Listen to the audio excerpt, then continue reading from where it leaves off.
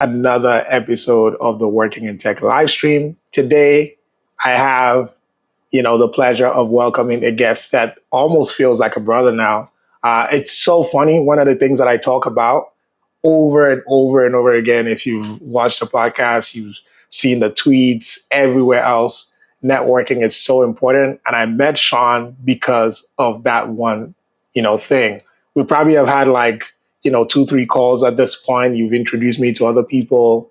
And I'm really grateful for that friendship. But for those who are new to Sean, who haven't met him before, Sean is a senior business analytics needed.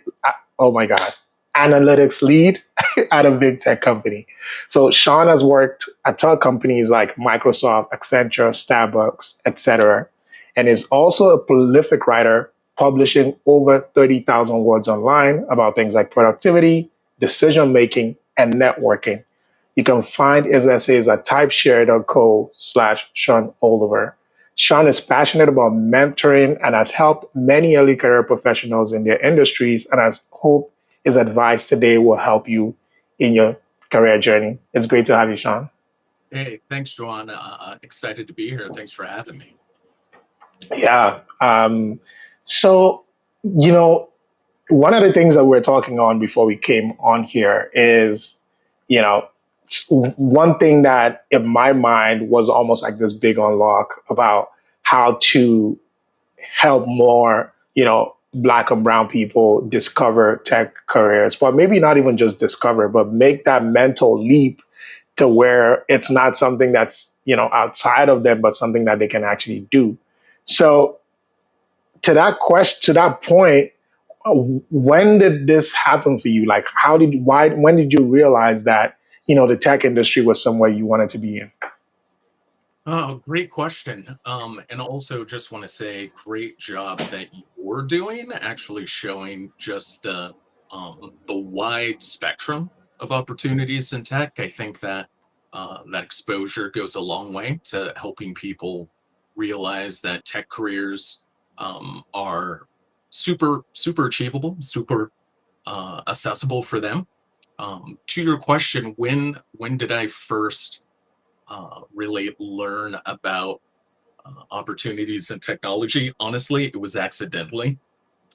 Back when I was working at Starbucks Coffee Company, I um, was essentially in an accounting role, and I desperately wanted out from under the piles of invoices that we were buried under each and every day. And so I just started blindly applying internally for a new job. And the day that I got the notification that my interview was scheduled for a business analyst role, I had no idea what the role was, who or where in the organization it was. And so I honestly had to read up on it before my interview.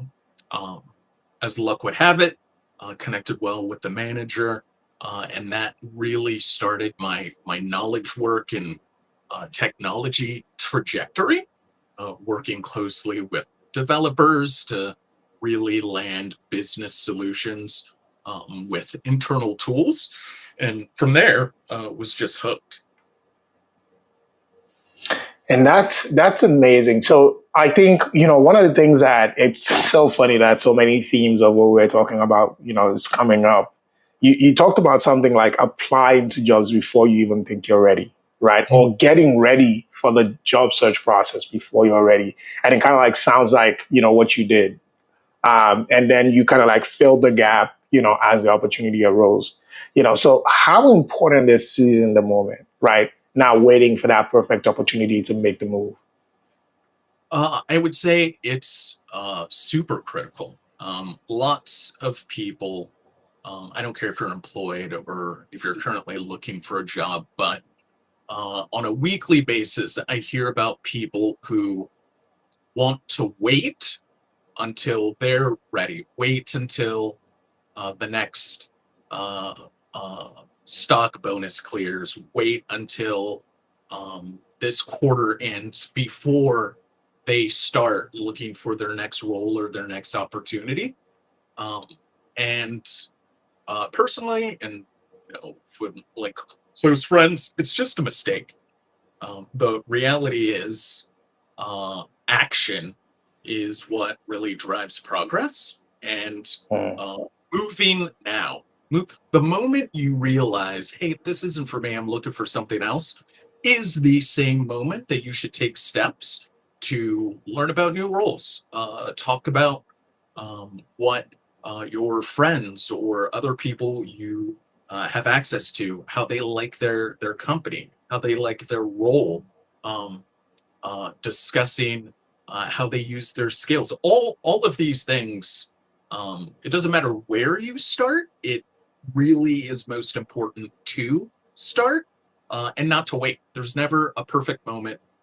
The stars aren't going to align perfectly with your desire and some opening somewhere. And if you are thinking about something, understand that there's someone less qualified, with less experience, with fewer skills, who's acting and moving closer to that opportunity. So that's your competition, really. Are people doing things versus thinking about them? mm.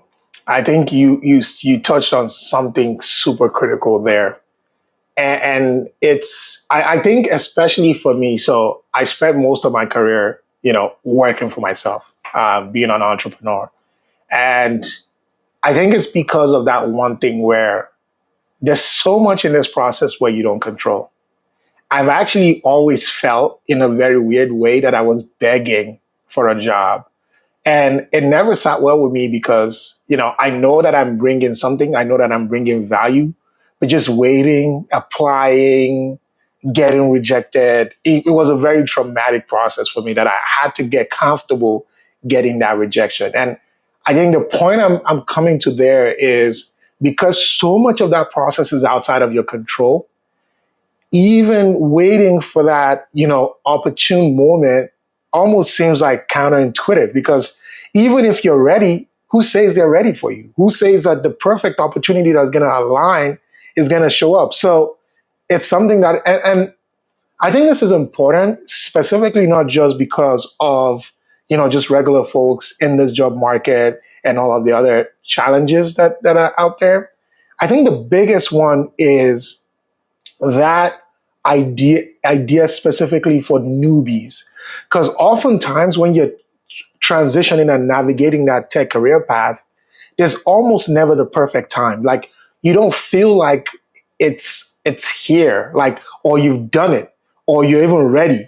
And maybe that's a good thing to talk through it because, for example, for you when you were looking for that opportunity, within the same company, within the same role, within the same company, you know, did you even care to think about, what does this role say? What does this? Or were you just going, you know what? I know that whatever is out there is going to be better than this. And that determination, was that what carried you through? Because clearly, like whoever you interviewed with knew that you hadn't done the role before, right? But they still Yep, saw something. yep, yep. Um, two points. To answer your first question, um, I had decided that anywhere would be better than here. Um, and the roles that I was applying for at the time were one of two things. One, something that was very, very interesting to me, or two, something I was already confident I could reasonably cover most of the responsibilities, right? So for me, my family always has described me as hard headed. So once I decide that there's something that I want to do, um, I usually move towards it, and even more importantly, when I understand that I'm in a situation that I uh, absolutely am committed to getting out of, I'm just going to try and take as much massive action as I can to make that happen. You were talking about the things that we control versus the things that we don't control, right? Like we don't control the roles that are open or the people that make decisions on us or hiring decisions or promotion decisions.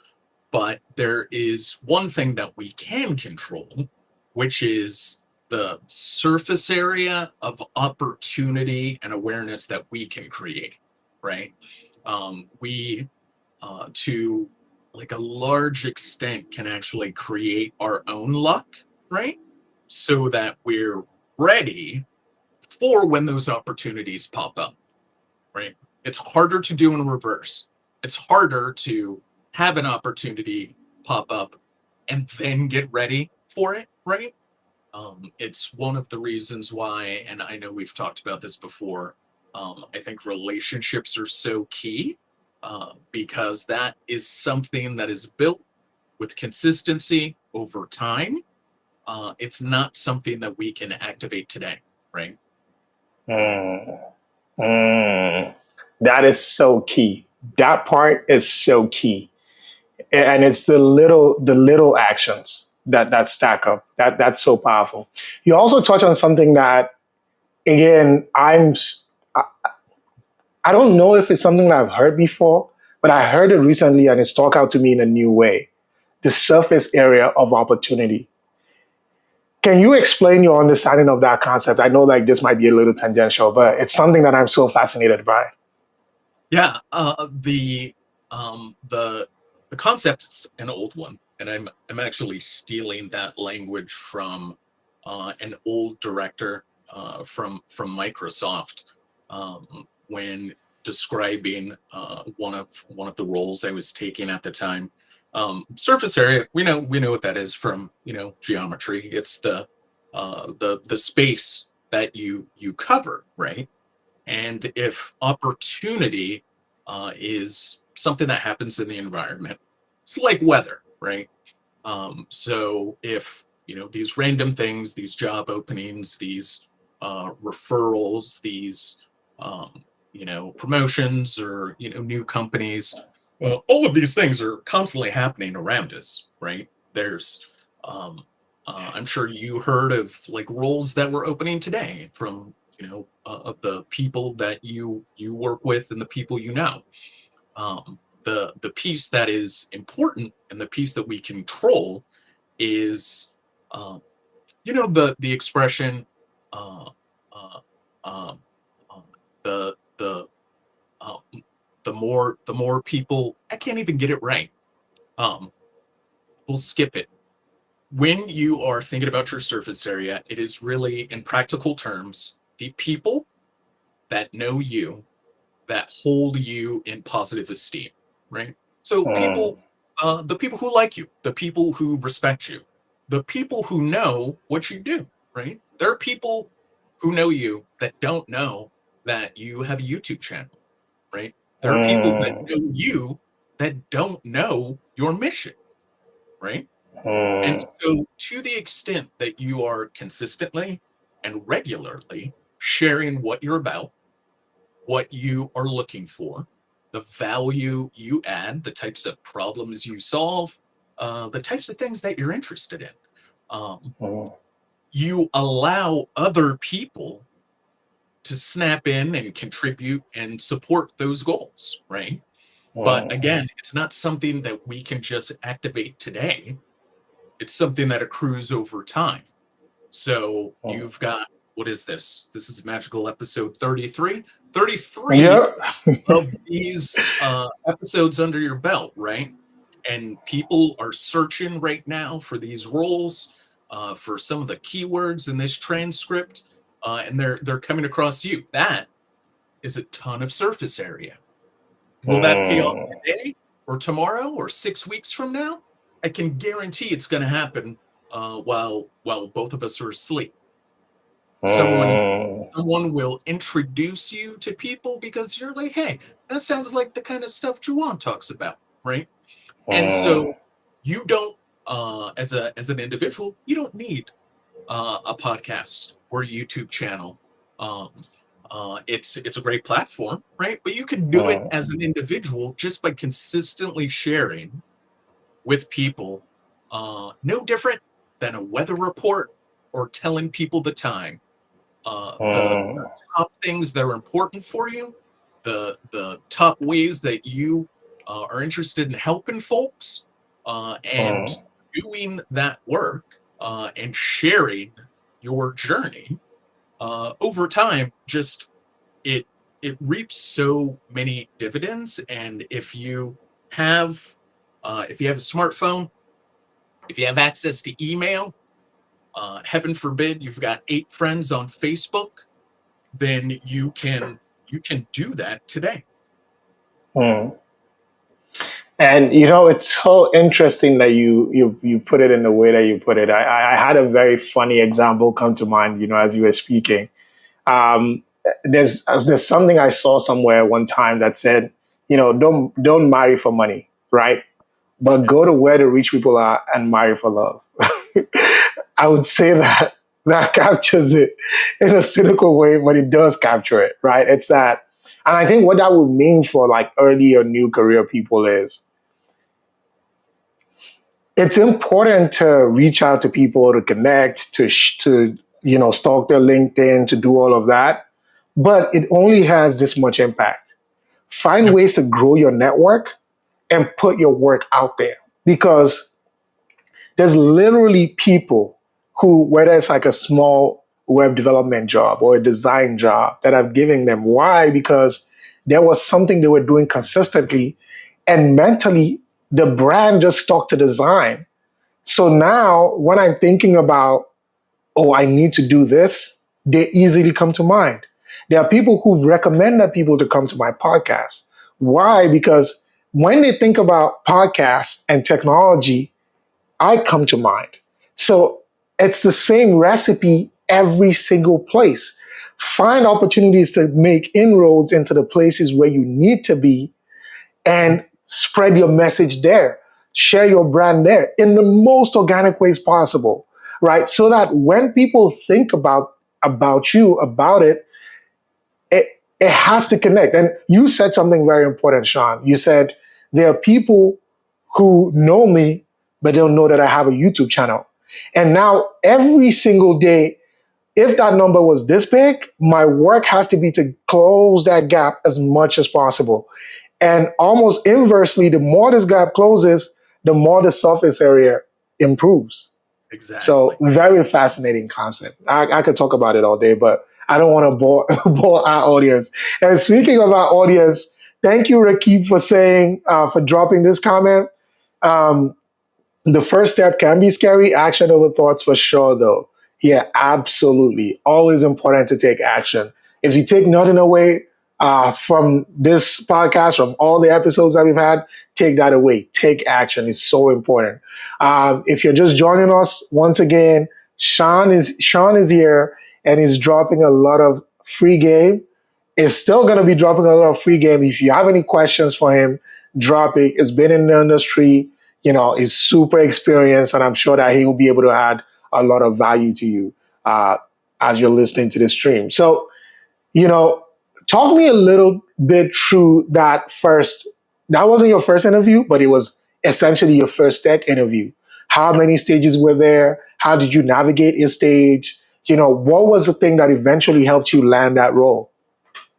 The great questions. The interview process for that first role was pretty simple. It was two interview rounds, both panel interviews with about three or so cross functional people, like the senior program management, like leads that I would be working with, as well as the hiring manager. After those two rounds, there were a couple of other people in contention, but ultimately I got the nod.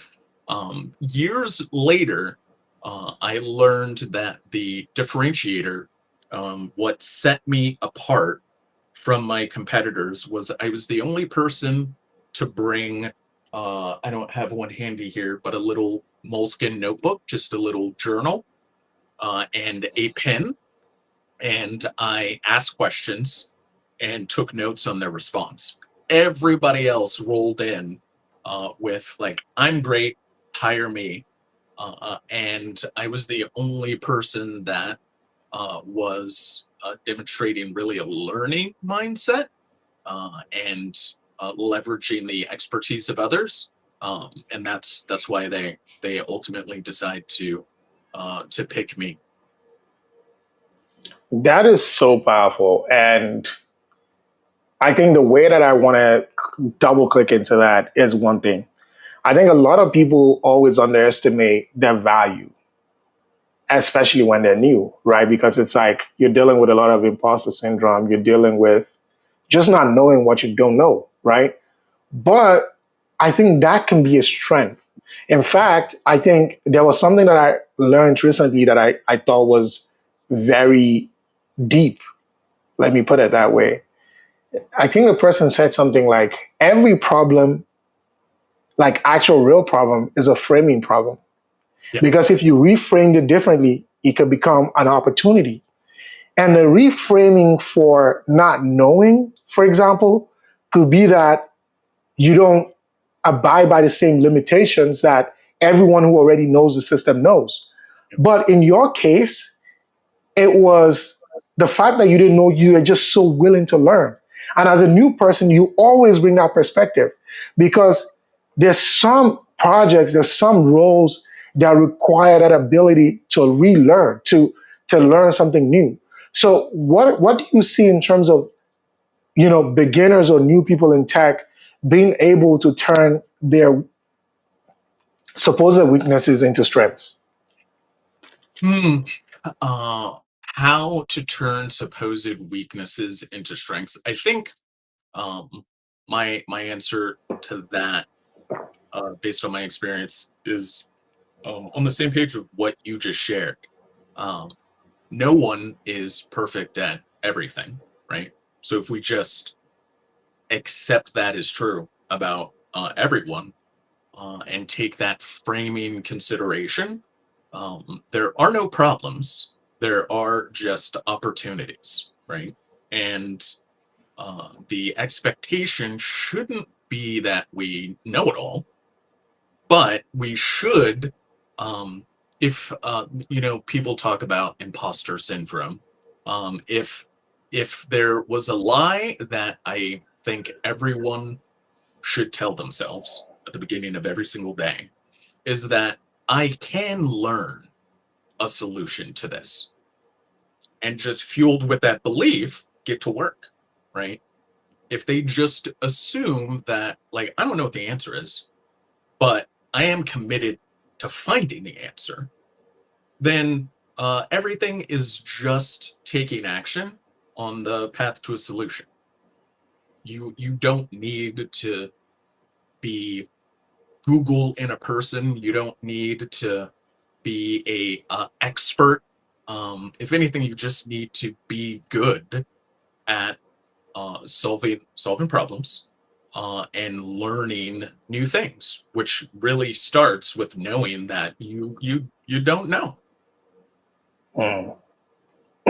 And that's such a fascinating thing. Rakip, I got your question next, but I'm just gonna touch on this really quickly.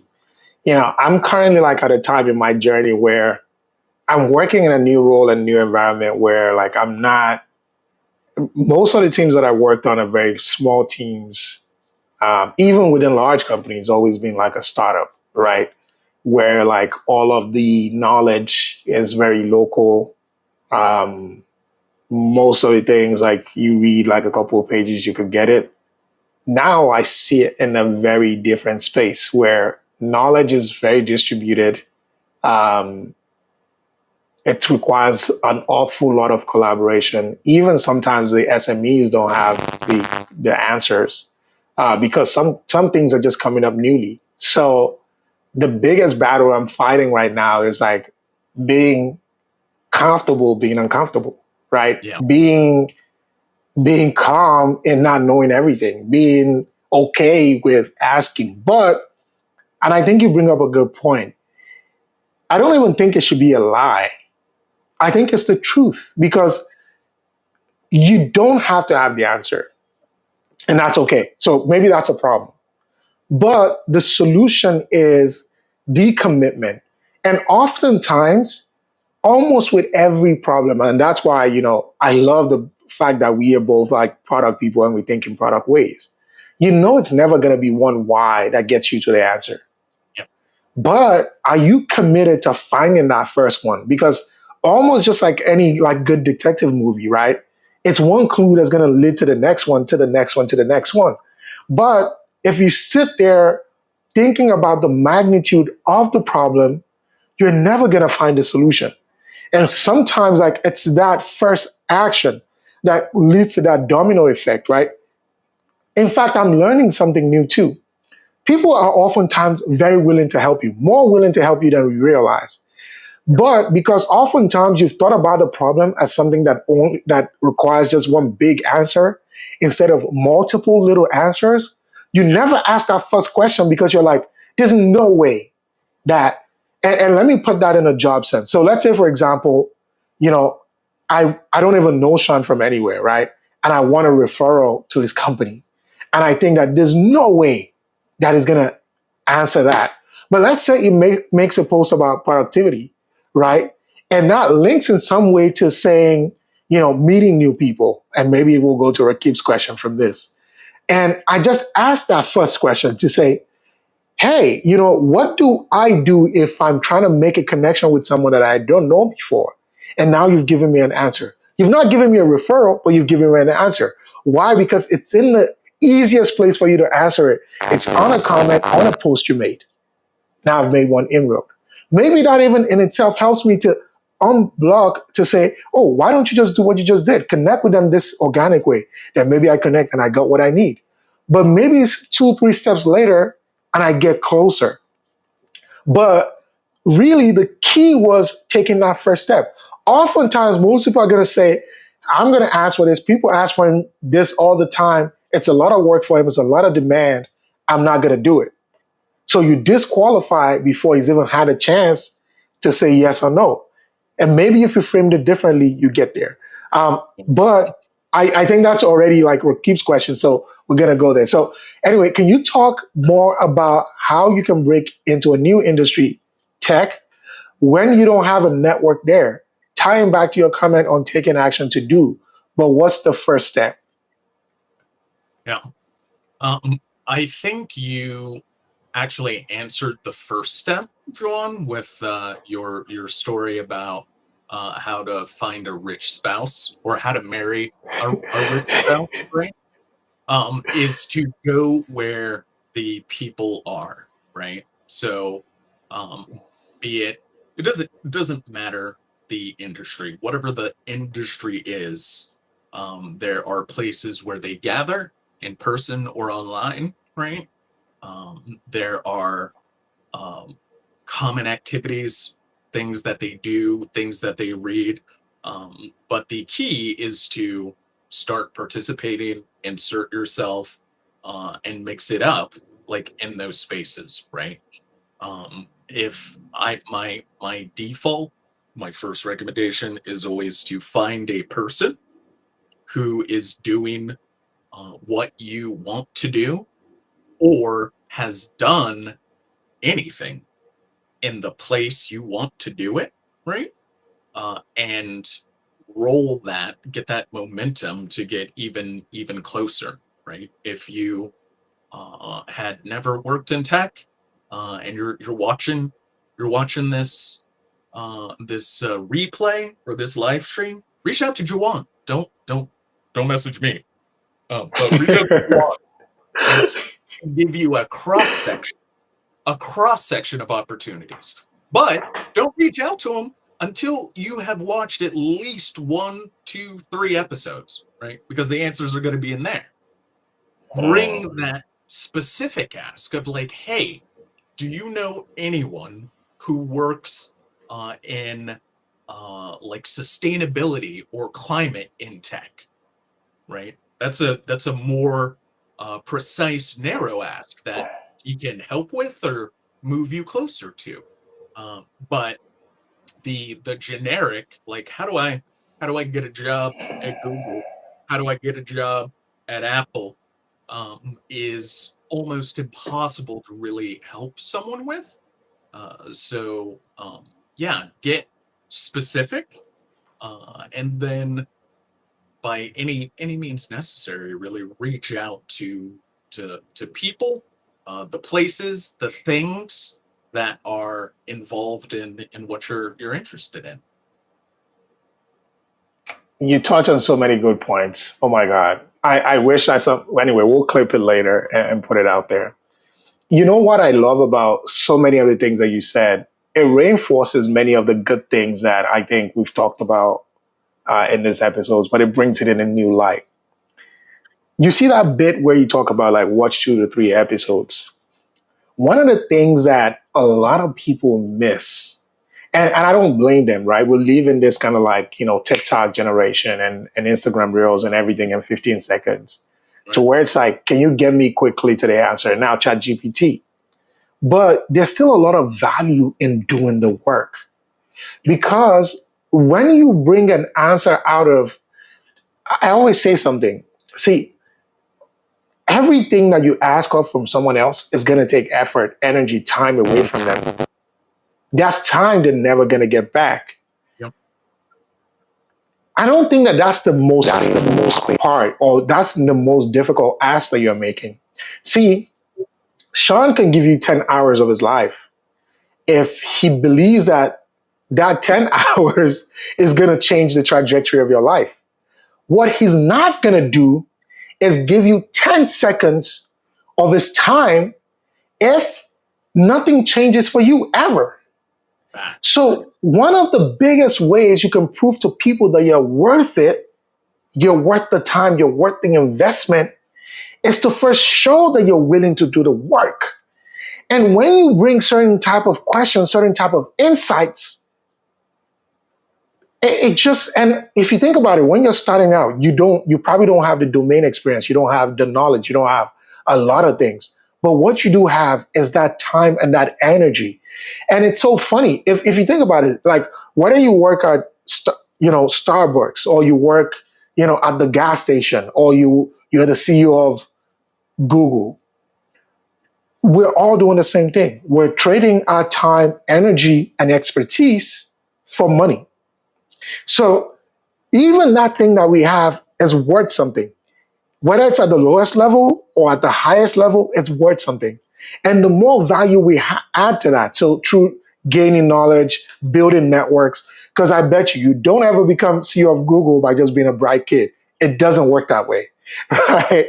You have to have had that luck surface area, big, get so big to where they think, you know, that's the guy we need, right? It's the same thing with sports. There's literally kids who will probably maybe have the potential to be better than some people in the NBA, but maybe because they didn't go to the right school, they didn't do this, they didn't do that, they're never going to make it there. So again, that log surface area is so important, but to even get to the point where any of that starts to count, that initial work is so important. And that's the first thing that I liked about that answer. But again, having that courage to reach out, to build on it, and to ask the right thing. I think, Yep. and ultimately, you don't instinctively know what is the right thing. I think that's where the knowledge gaining comes in because once you've filtered out the baseline questions, there's so many, um, there's so many. I'll put it this way. Let's even take something as simple as a resume. Yep. If you come and ask me, what's the right resume to get into tech? I'll tell you why that's a very difficult answer for me. Yep. Number one, I don't even know what your reference point is. Have you seen a tech resume before? Do you know what a good one is? You know what a bad one is? How many YouTube videos have you watched about a tech resume? I Yep. don't know. So you're asking me to give you background information, tell you what recruiters are looking for, all of this, to where now the reason why I'm not going to answer this question is because it's going to take me so long just to get to the good part. But imagine you bring a format of a resume and another one, and you DM me both, and you say, you see, this simple one that they say is good for the ATS, is this, is that, is great.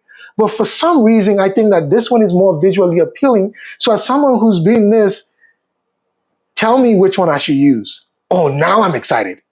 And the reason why I'm excited is very simple. I don't have to tell you all the boring stuff. You already did that. So I could tell you straight away. See, if you want to be recognized, da, da, da, da, da, da.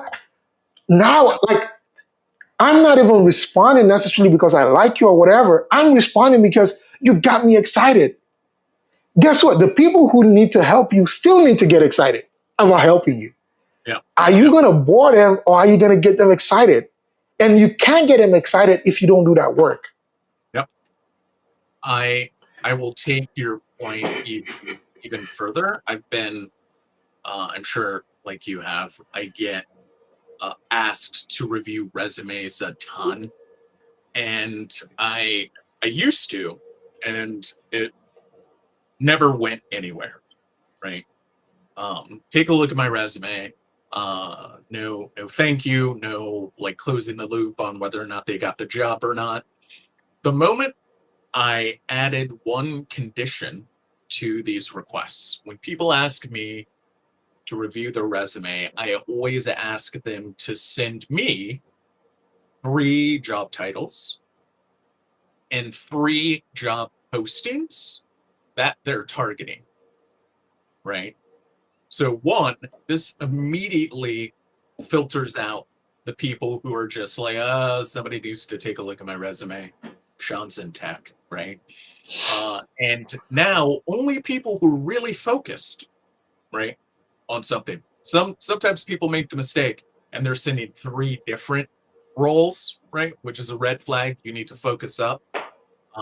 But the majority of people won't do the smallest thing to get your help, right? But the people who show up in motion, in action, even if it's wrong action, are people who can be nudged in the right direction, supported, and accelerated if they, to your point, have done some work, right?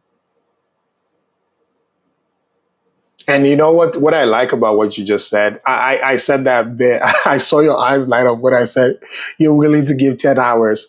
But ultimately, you said something that's so important that a lot of people miss out on.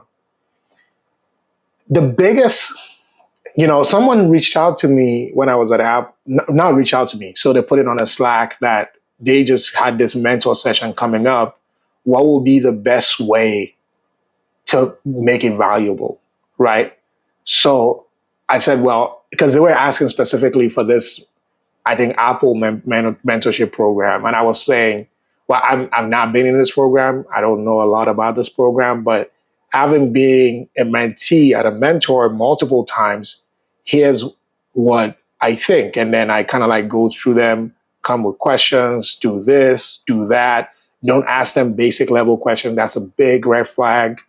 Um, but I said something. I said, the biggest reward you can give to the person that is investing time in you is that you win. It's actually so crazy. So I gave a talk at UT Austin last year, right, to the NASB students in that cohort, and one of them literally just got a role at Meta. So he's been reaching out. We actually had a coffee chat, and the program coordinator actually tagged me in the post to see that. There's nothing that's gonna top that. He's not gonna give me any money. Like, I'm not getting anything off the back end. Yeah. But it shows that my time was worth it. So that bit about closing the loop, give the people who pour in you the satisfaction. Because let me tell you, this is what it does. When you see that you're putting a lot of time into those resume reviews, is not going anywhere, you're not going to keep doing it. But if you get 3 testimonies of wins, then it's going to be like, this is helping. Like, we all have a limited amount of time. Like, why would you not want to waste your time all the time, right? Yeah. Uh, So go ahead. no, I just love that point that you made. I love seeing the people that are important to me, the people who I invest time and energy in, I love to see them win, but even more broadly, I love when someone comes. I don't believe in advice, honestly, because our our our situations are so unique. Like what worked for me may not work for you, may not work for someone Mm, else. mm, I'm 100% open to sharing my story and what I did, and maybe they can, you know, take some ideas away from that. But I would say anyone who took an action, right, based off of uh, something you sparked or something that um, I shared that made them think. When they take an action and get a result, maybe they win, maybe they don't, maybe they learn, but when they come back with what actually happened, right?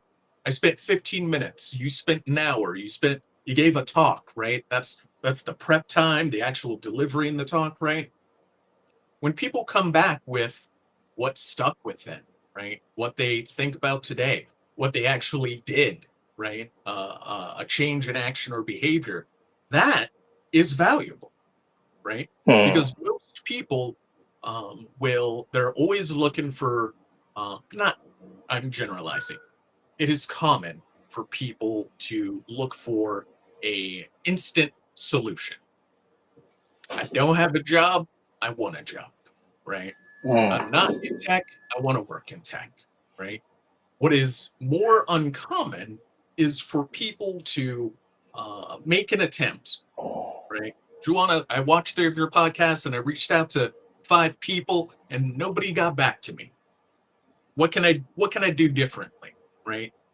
It's way differently than people who managed to get some of your time and then just disappeared, right?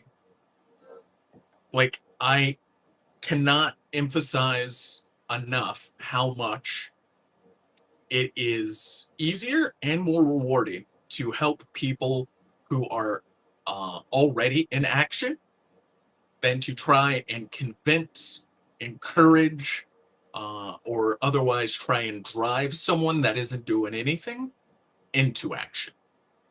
mm. That is so key. That is so key.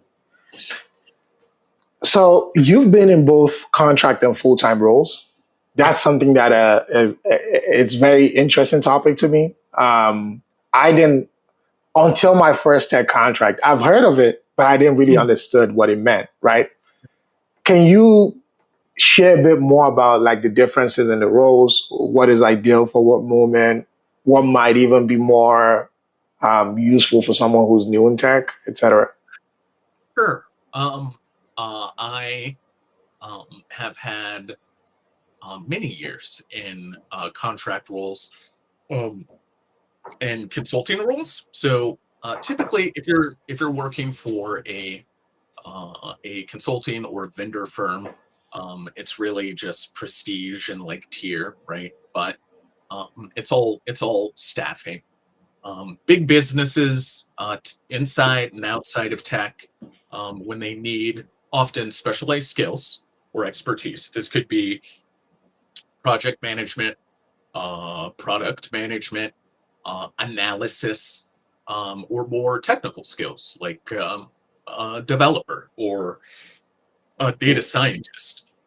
There are firms that um, solicit that type of talent that you can uh, basically work for and then be deployed at your Apples, your Microsofts, like T-Mobiles, wherever. It is a great place to um, develop your basically skills and skill sets because you will be doing the same type of thing, but often in many different industries or many different companies. So it lets you almost survey a variety of companies in an industry, which is valuable, and also it gives you an opportunity to try on um, specialization if that's something you're interested in, without necessarily having to work for one company, like an Apple, a T-Mobile, a Google.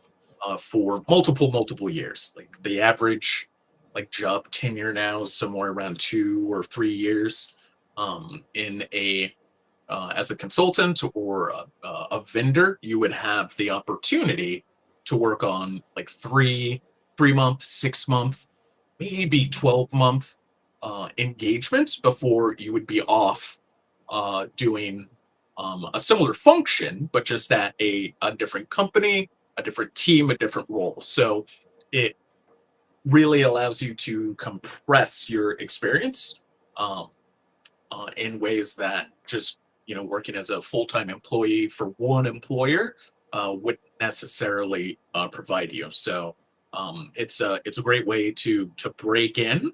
The easiest way is to have a strong competency, either in a technical skill or a discipline like agile project management, a scrum master, something like that, that you can pretty quickly get a certification for or a credential for, and then just get to work.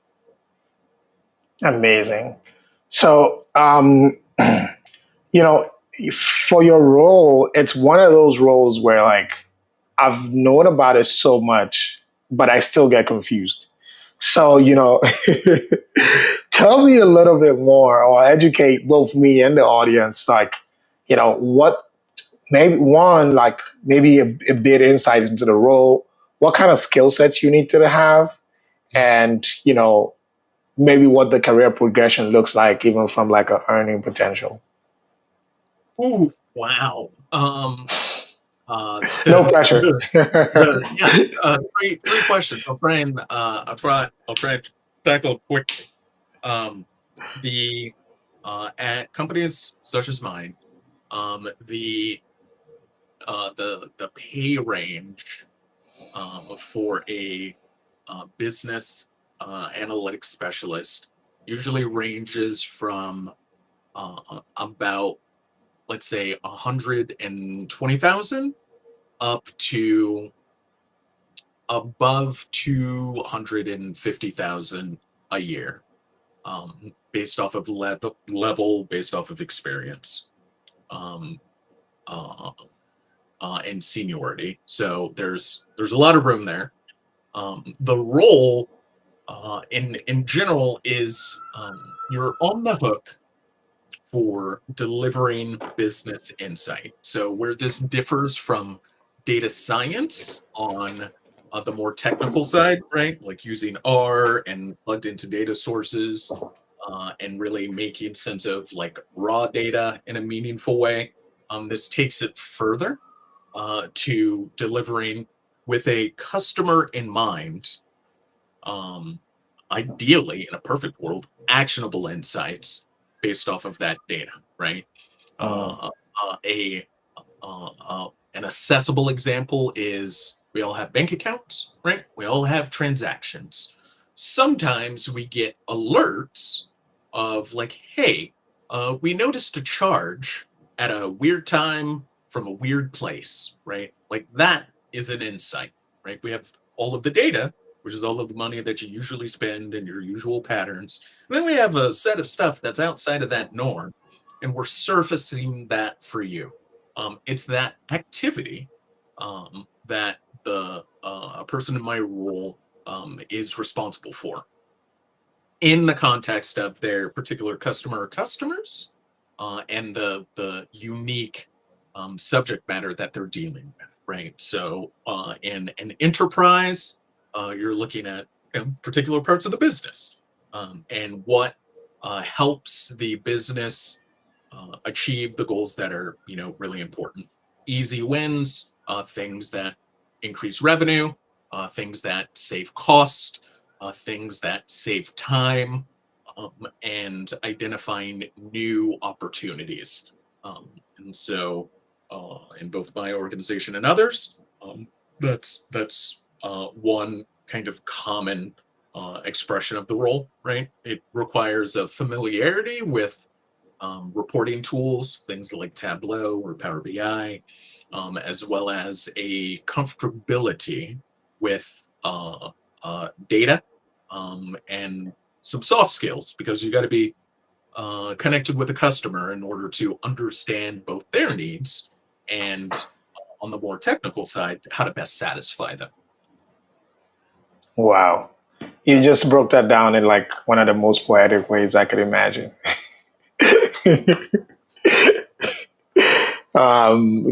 Question closed. I'm no longer confused. But yeah, that's a very, very strong way to say it because ultimately I think even like the way you landed it goes back to the example you gave. If there's a fraudulent activity that is going on in my account or anybody's account, I think that's something that most people want to know. But the customer doesn't come and tell you that, right? So you have to instinctively know that nobody wants to be defrauded and be able to take that action to surface that information in a Right. timely manner. So yeah, that's definitely, it does require like a customer sense to be able to have that understanding, even when the customer hasn't explicitly communicated that, hey, you know what, Sean, if something ever goes wrong, will you let me know? Let me know. Yeah. Yeah. And so you've also kind of like your consulting experience has taken you across industries. Yep. What would you say is that one thing that has helped you navigate those different like landscapes? And I see your question, Rakib, will come into it, but right after this one. What has been helpful for um, or as a through line through all of those consulting roles to where I am today, I would break down um, in three ways. One, Mm, uh, a lesson that I learned early in my consulting career is always have a strong point of view. Um, the way this shows up is uh, you should not be in a meeting that you don't have a take or a position on whatever the subject is, right? That doesn't mm, mean you always have to share it, but you need to have it, right? If you're called on, hey, Juan, what do you think about this? Shoulder shrugs are unacceptable. So, one, always develop and maintain a strong point of view. Just keeps you engaged in your work, right? Like helps you stay focused. Two, strong bias for action. This usually shows up in taking um, the um, the mindset that I am responsible, right? Like I may not be the cause of this problem, but I'm here and I'm able-bodied, so I'm committed to improving this situation. And that cuts out a lot of the, oh, this isn't my job, that's not my department, that's not my problem, and creates a scenario where you are always taking action to solve problems, remove pain, generate revenue, reduce costs, right? And that is just a good discipline to have. And the last one is be curious, not in that I'm always asking questions, looking for answers, right? But I'm curious in that I am continually seeking what is true, right? You were talking earlier about, sometimes it's a 27-step process. We don't know. Little bits here, little bits there, little bits everywhere. But being the curious person willing to collect that, connect those dots, synthesize that, leave a trail. Huge fan of paper trails. Leave a trail and evidence of your work, right? Visibility of um, what you're trying to accomplish. Um, those are probably the three biggest things that have served me in all of those roles. And that when I feel stuck or otherwise like challenged and I don't know what to do, don't know how to break through this huge problem that I can't get around. Usually helps me find an edge for a good solution. I'm smiling because I wanted to say something like if you ever get accused of anything at your job, not documenting is not going to be one of them. Never that. Sean had a whole series about just taking notes. Don't get started. You don't have enough time. And it's so interesting, that part about being curious. I met with a senior leader recently. Like when I say senior, I mean senior, and that was one bit. It's like curiosity will take you to places, and it's so funny. It's like, you touched on it almost the same way she said. She said, and it's not just always asking questions. Like, have you consumed every documentation there is? Have you taken any training that's available? Have you even sought for other resources? And sometimes, like when you ask one person and then you don't want to create a scenario where they start to roll their eyes at you, look for other people that you can ask. Just vary where you get that information. But knowledge is power. Having information is power. Yep. So if you don't even have anything else, if you have that curiosity, you're always going to make it to that next step. So Rakib is asking, when it comes to the job search, what are your thoughts on just getting your foot in the door in tech versus really targeting roles that are most interesting to you? Yep. It's a great question. I think of it in two steps, right? And Juwan, we were actually talking about this earlier. Um, there's two attributes: proportion and direction, right? So relative to where you are today, maybe you can go from where you are today to your perfect dream job. That might happen. What is more realistic is there is one or more roles, one or more jobs in between where you're at and where you ultimately want to be. I think anything along that continuum is progress, right? So, based off of your context, right? If you are in, if you're working at McDonald's, if you're working at the gas station, and you're trying to break into tech, I would take literally any job. I have personal experience with folks who were just working reception at tech companies, barely in the building. They're just at the front door letting people badge in. And today they are director level inside of the organization, right?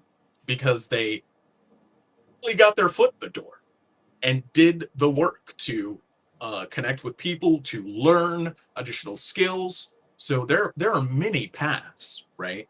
The thing to do is with action and your eyes wide open, identify your closest next best opportunity, and keep it pushing. There's tons of paths. There's not necessarily a right one or a perfect one.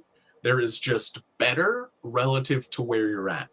And maybe that's 2 steps, maybe that's 5 steps, maybe that's 10 steps. But the point is getting off of zero or where you're currently at. I think you couldn't have said that any better. And I'm going to just add very quickly 2 examples. Apple is actually very notorious for that. Is that a lot of people work at Apple who started in the stores, right? And it's so funny because like you get indoctrinated, I don't use that in a bad way, right? Into kind of like the Apple ethos and culture. So it's like, how many better people are you going to find off the streets, right? Or even in other roles who are going to come in and like, when I went to Apple, I was trying to be Apple fanboy, but then I got there and realized that we were all Apple fanboys, right? So how much bigger does it get than to actually get people who were signing people up for the thing? I think that's great. I think a guest on this show has also said something similar. It's like even being adjacent, like to a tech company, finding that role, for example, as you said, like whether that's helping people badging or something. Because guess what? When the VP comes through, they're coming through that door. When the director comes through, they're coming through that door. Everybody comes through that door. You see all the different personalities. They say hi to you. You can start to make friends. And before you know it, you can get there. So I agree with that. And also, I'll probably use my own personal story. My actual title when I got my role at Apple was program manager. Mm. I really wanted to be product manager, but someone advised me, said, you've not had an actual role that's product manager. And the interviewing process for that is so unpredictable. It's so silly. Some people are going to make you do case studies. Some people are going to make you ask you all those prioritization questions. They're going to make you do this and that. It's so varied. You're going to be better off when you've done it within an enterprise to actually go interview for an actual product position. But if you do program management, they're going to ask you a list of standard questions. How did you, help the stakeholder do this? How did you do this? How did you do that? You could do a million program manager questions and they're going to be the same thing, right? And it's so funny because that I realized that was a major cheat code. Actually, there are people who go as product managers to interview in roles in certain companies as program manager just to get that program manager position to switch to product. So sometimes they will actually be overqualified and denied for that position because people see through the game that they're trying to play. It's like, you don't want to be program manager. We see that. You really want to be a product manager, but you don't want to do the hard interview to come in. So it's like not many people know that free game. The only caveat I'll add is, especially if you're direct applying to a tech role. For example, let's say you want to do customer success or you want to do data. Of course, one job is going to be better than none, but try to still be in the vicinity. Don't go too far out to where like it's hard for you to make that pivot, or making that pivot will almost be starting again. So if you're already close, for example, let's say you want to be a data engineer, maybe start a data analyst, start at customer success, start at roles that already leverage data in some form, start as a BI analyst. Because the fact that you're already going to be speaking to data folk, and that's another thing, be strategic, because if you're a BI analyst, you're going to get closer to data engineer. So even what it takes for you to succeed in that role, you're going to start to see it firsthand. Whereas like if you went a different route, let's say you got something as a hardware engineering program manager or project manager, you're so far off where you need to be that when you need to make that pivot all over again, you almost have to start from the beginning. I think that's the only thing that I would just say there. Yeah, no notes. Definitely do some thinking, and this is where getting precise on the type of role that you ultimately want to have, right? 3, 5, 10 years down the road, and just making sure that they're more tightly in that band, as opposed to all over the place, right? Because that means that even if you are making an incremental step, right, from in the stores to at corp, right, it's still on that trajectory towards ultimately where you want to land. Yeah, absolutely.